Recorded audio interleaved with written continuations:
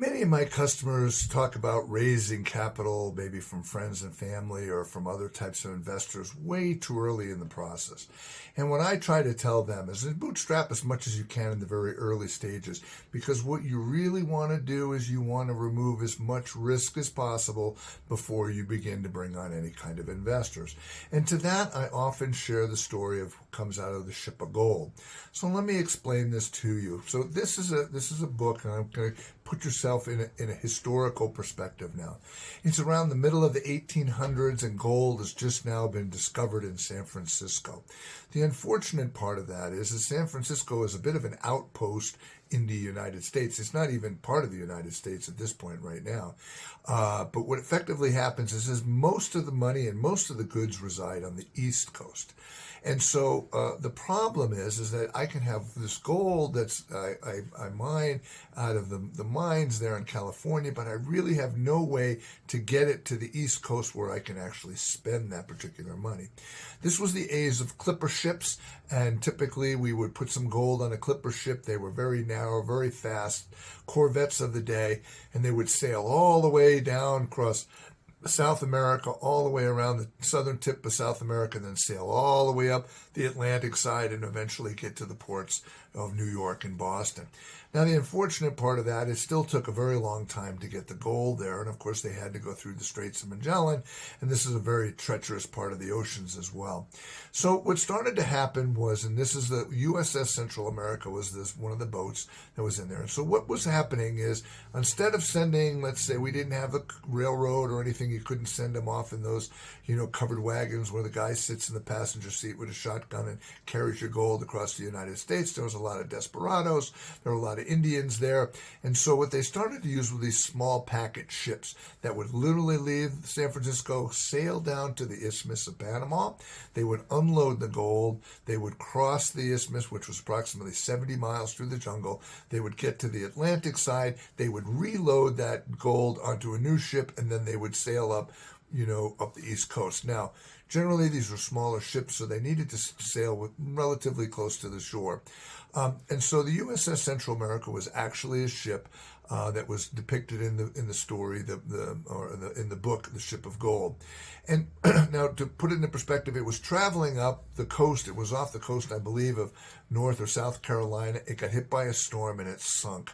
Now, if you're familiar with the continental shelf and stuff, it's about 2 miles deep there. So once that ship got to the bottom of the ocean in the mid-1800s, it was effectively gone forever.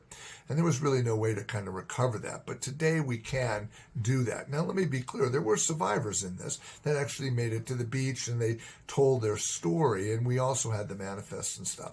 So the reason I use this story to talk about risk and giving away a business, and I'm going to make up some of these numbers, but I think you'll get the basic premise of it.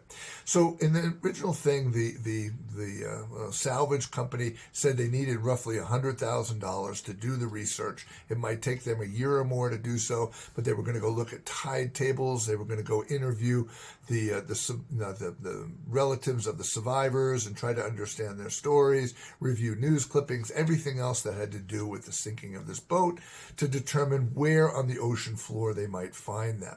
So they sold shares for roughly $1 a share to raise the $100,000 to do this. Now, time goes by. They have now found a piece of the ocean roughly 3 miles wide by 7 miles long, where they believe that the USS Central America has come to rest on the bottom of the ocean, maybe 2 miles deep at this point. But at this point, what he needed to do was, he couldn't really go down there and salvage it because that's a big piece of the ocean. It's very dark down there. So he needed to rent a sauna buoy. And the sauna buoy was just going to ping the bottom and was going to look for anomalies.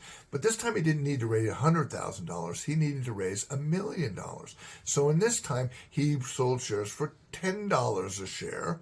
All right, because he had mitigated a degree of the risk by going out there and making the determination that he believed that it was in this section of ocean that's 3 by 7 miles wide.